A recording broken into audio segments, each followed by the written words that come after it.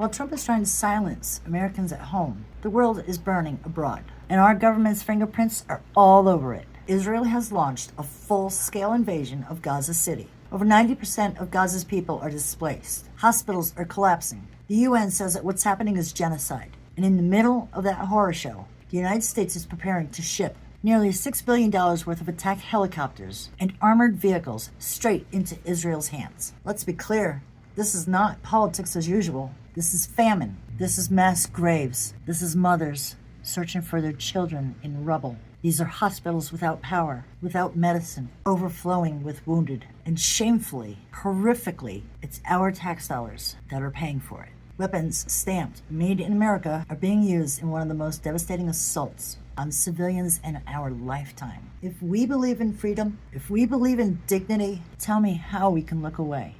Tell me how we're supposed to look the other way. The United Nations' own Commission of Inquiry says it plainly. Israel is committing genocide. Nations around the world are moving towards recognizing a Palestinian state. Countries that once stayed quiet are now demanding accountability. Meanwhile, in America, we're doubling down. Instead of pulling back military support, Congress is being asked to approve billions more in weapons. What the hell are we doing? What the hell are we doing?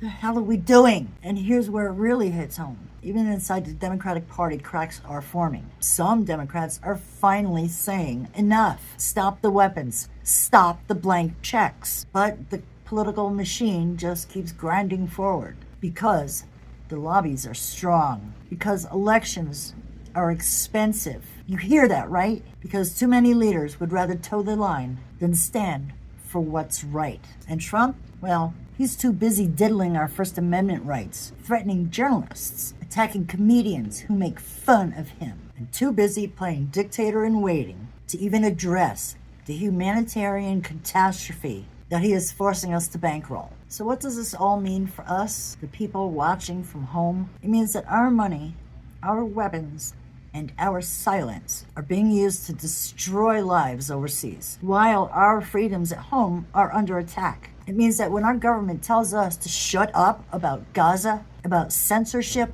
about dissent, we can't afford to comply.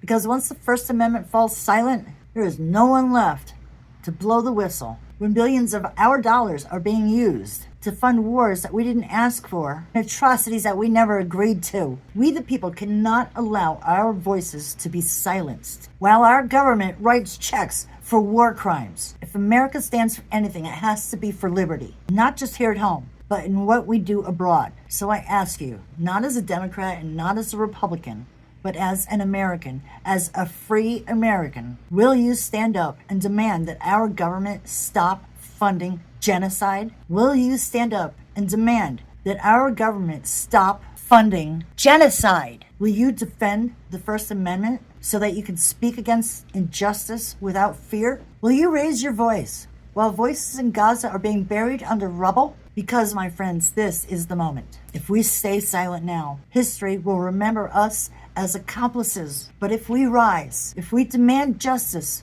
and defend our freedoms, we could still be what America promised to be, a beacon, not a bully. Too many people have forgotten the phrase, give me liberty or give me death. There are too many people out there who are too afraid to step up and fight for the country.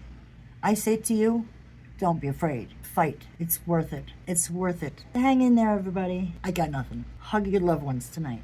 Hug them tight. Make them beg for air, but hug them. And give your dogs an extra treat. Take care. There's more coming.